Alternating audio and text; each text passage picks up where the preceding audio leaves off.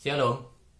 Di tengah pandemi COVID-19, kita bersyukur masih diberi kesempatan untuk kita bisa belajar firman Tuhan, secara khusus teman-teman di SPK, teman-teman di fasilitasi untuk bisa belajar dari jarak jauh. Dan biarlah kita terus memiliki hati yang haus dan rindu akan firman Tuhan yang adalah jalan dan kebenaran dan kehidupan kita, yaitu Allah sendiri. Nah, hari ini kita mau belajar tentang satu prinsip pelajaran tentang pernikahan dalam kerajaan Allah. Nah, tentunya berarti ada pernikahan bukan di dalam kerajaan Allah. Apa itu maksudnya? Berarti pernikahan itu tidak ada di dalam pemerintahan Allah atau di luar pemerintahan Allah.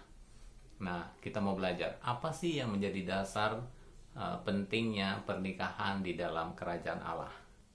Pernikahan di dalam pemerintahan Allah. Nah, kita tahu bahwa pernikahan adalah inisiatifnya Allah. Manusia pertama, Adam dan Hawa, diciptakan di dalam Kejadian pasal 1 ayat 26 sampai 28, dikatakan baiklah kita menjadikan manusia serupa dan segambar dengan Allah. Dan Adam dan Hawa adalah pernikahan pertama yang adalah inisiatif Allah. Dan apa yang menjadi mandat untuk Adam dan Hawa adalah untuk mereka berkuasa atas segala yang diciptakan Allah. Dan tidak hanya itu, untuk dia beranak cucu, bermultiplikasi, penuhi bumi untuk kemuliaan nama Tuhan. Nah, ini menjadi sesuatu yang serius dan penting, yang menjadi maksud dan rencana Allah semenjak semula. Dan dalam pelayanan Tuhan Yesus pun Allah begitu melihat ini sesuatu yang serius dan penting. Bahkan sebelum melakukan banyak sekali tanda-tanda dan mujizat dalam pelayanan Tuhan Yesus, dia lakukan yang pertama adalah mujizat dalam perkawinan di Kana. Nah, sekali lagi, Allah begitu melihat pernikahan adalah sesuatu yang serius dan sangat penting untuk memultiplikasikan kemuliaan Allah. Untuk itu kita mau belajar 3 prinsip di dalam pernikahan dalam kerajaan Allah ini. Nah, yang pertama adalah pernikahan itu adalah sebuah covenant atau perjanjian. Pernikahan adalah sebuah perjanjian. Seperti firman Tuhan yang dikatakan di dalam Maleakhi pasal yang kedua ayat yang ke-14, dikatakan, dan kamu bertanya, oleh karena apa?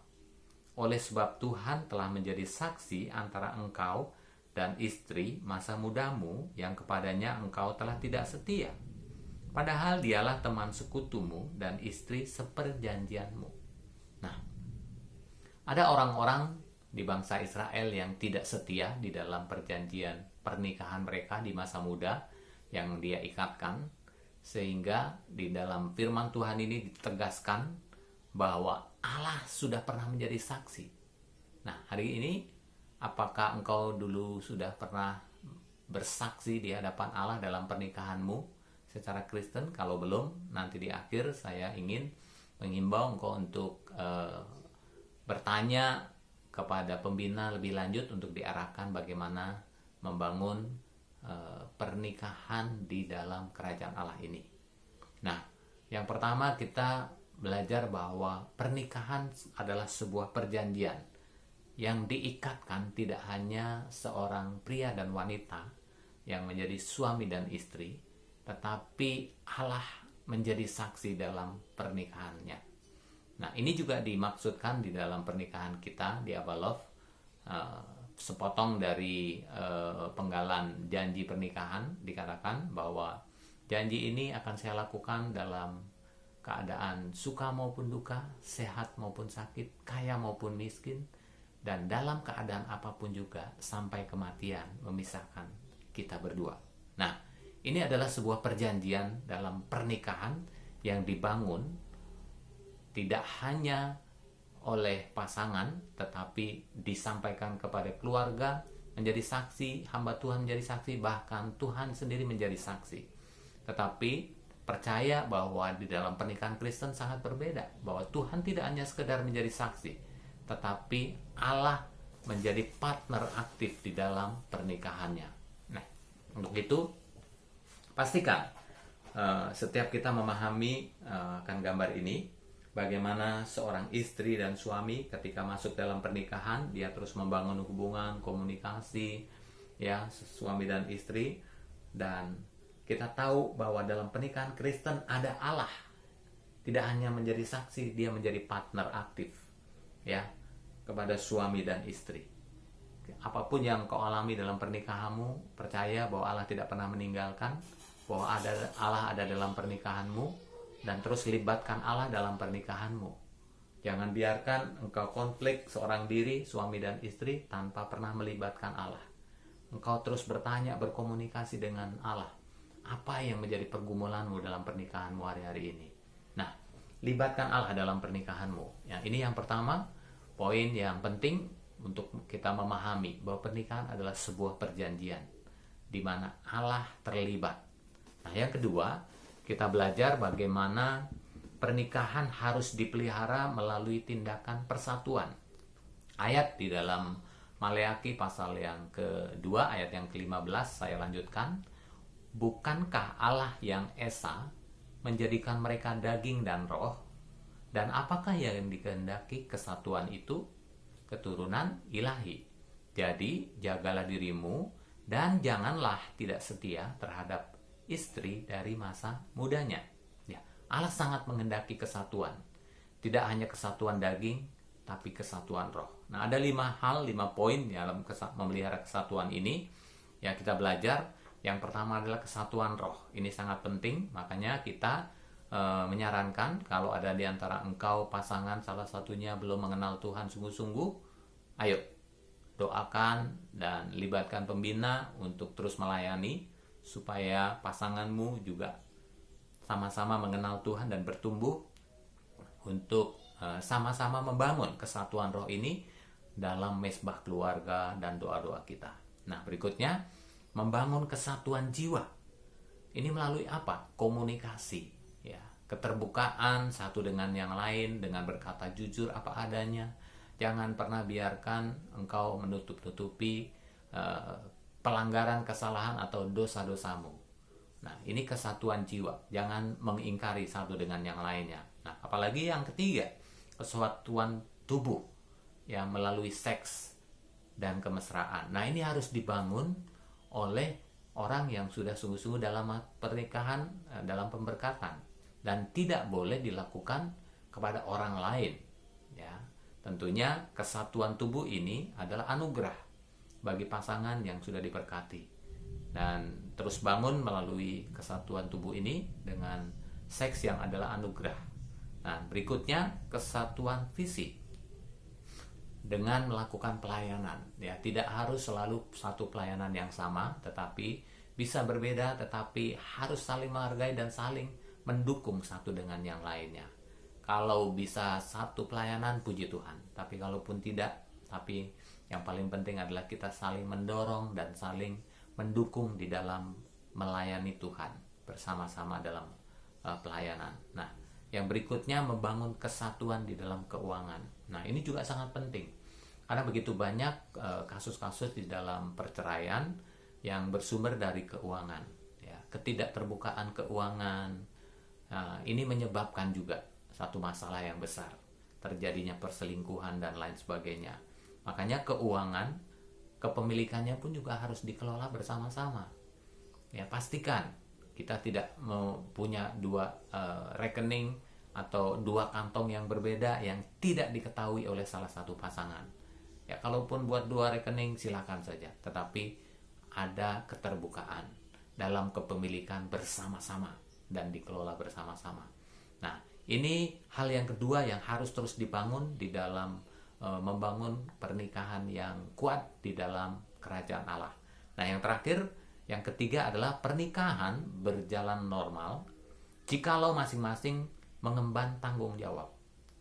Nah, satu hal yang sangat mendasar dan penting di dalam kitab Efesus pasal yang ke-5, di situ kita melihat dan belajar bagaimana masing-masing kita punya peranan di dalam pernikahan kita, ya, baik seorang suami maupun seorang istri masing-masing punya peranan. Dan apa yang menjadi peranan dari istri dikatakan di dalam Efesus pasal yang kelima ini, ayat yang ke-20 dimulai, bahwa hai istri-istri, tunduklah kepada suamimu seperti kepada Tuhan. Satu tanggung jawab yang besar yang harus dilakukan oleh seorang istri, yaitu tunduk kepada suami. Ukurannya adalah seperti kepada Tuhan. Nah, ini sesuatu yang sulit tentunya, apalagi kalau melihat bagaimana bisa tunduk kepada suami yang kasar, galak, tidak mengasihi istri, dan lain sebagainya. Tetapi firman Tuhan ini berkata, tunduklah. Ya, karena suami adalah kepala istri, sama seperti Kristus adalah kepala jemaat, dialah yang menyelamatkan tubuh. Ya, bahkan ini ditekankan 2 kali untuk dikatakan kepada istri untuk tunduk kepada suami. Nah, hal yang sebaliknya yang suami juga harus lakukan di dalam tanggung jawabnya adalah, hai suami, kasihilah istrimu sebagaimana Kristus telah mengasihi jemaat dan telah menyerahkan dirinya baginya.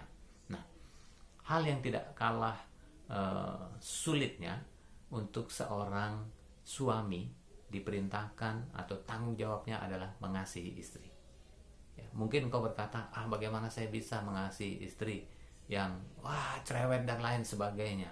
Bagaimana saya bisa mengasihi pasangan saya? Nah, tetapi firman Tuhan ini jelas berkata bahwa engkau harus mengasihi istri sebagaimana Kristus telah mengasihi jemaatnya. Nah, Kristus sudah berapa kali melihat kita gagal, salah, dan melakukan dosa dan dosa, tetapi dia tetap mengampuni. Nah, ini menjadi penting untuk dasar setiap kita, bahwa setiap suami dan istri harus terus melakukan dan mengambil peranan di dalam tanggung jawab masing-masing. Ya, ada yang berkata, ayat ini dimulai dari wanita untuk tunduk kepada suami, baru sang suami mengasihi istri. Nah, Bapak Ibu Saudara, saya rindu siapapun kita yang sudah mengenal dan belajar firman, biarlah kita lebih dahulu untuk mengambil tanggung jawab, untuk melakukan. Ya, jangan menuntut pasanganmu melakukan lebih dahulu. Engkau istri, engkau berkata, engkau suami, kasihi saya dulu, baru saya bisa tunduk. Atau engkau suami berkata, saya bisa mengasihi kamu kalau kamu tunduk atau taat kepada saya. Ya, biarlah kita yang dewasa untuk kita terus mengembangkan kedewasaan kita dengan kita mendahului untuk melakukan hal-hal yang baik, apalagi dengan pasangan kita. Nah, ini 3 prinsip besar yang harus kita sama-sama lakukan dan kerjakan di dalam membangun pernikahan dalam kerajaan Allah. Dan bila kita mempraktekkan hubungan covenant, pernikahan dalam perjanjian, dan tindakan penyatuan, serta mengambil peranan dan tanggung jawab masing-masing sebagai suami dan istri, saya percaya keluarga akan kuat dan akan menjadi berkat. Seperti apa yang dirindukan, keturunan ilahi itu akan ada di dalam generasi-generasi kita.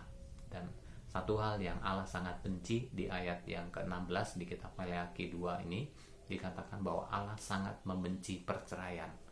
Untuk itu terus punya visi dalam pernikahanmu, dan jangan biarkan pernikahanmu dirusak oleh iblis dengan perceraian yang terjadi akhir-akhir ini di banyak anak Tuhan. Untuk itu, biarlah Bapak Ibu Saudara, apapun yang kau alami dalam pernikahanmu, tetap miliki bahwa engkau sudah ada di dalam kerajaan Allah, kau sudah menerima Kristus dan dalam pemerintahan Allah, dan juga pernikahanmu engkau taruh di dalam kerajaan Allah juga. Minta dan dukung doa di dalam kelompokmu oleh pembinamu, biarlah engkau juga dilayani. Kalau ada salah satu di antara pasanganmu yang belum ada di dalam Tuhan, dan bahkan mungkin ada di antara engkau yang belum masuk di dalam pemberkatan pernikahan secara Kristen, ya engkau juga bisa minta dilayani oleh pembina, atau engkau datang kepada kanseler, pembina bimbingan pranikah, untuk engkau bisa dilayani dan diteguhkan. Nah, saya berharap dan berdoa supaya engkau sungguh-sungguh mengalami Tuhan di dalam kelas SPK ini. Mari kita berdoa.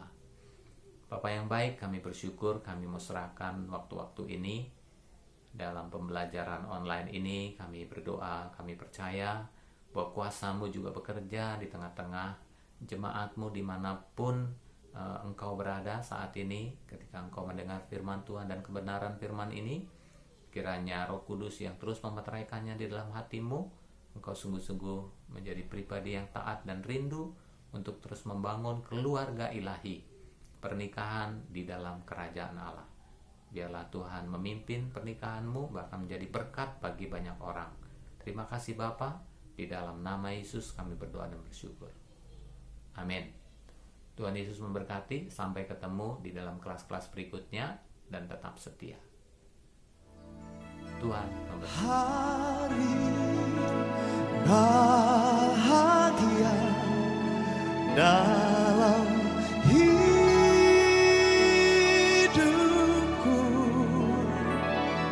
berjalan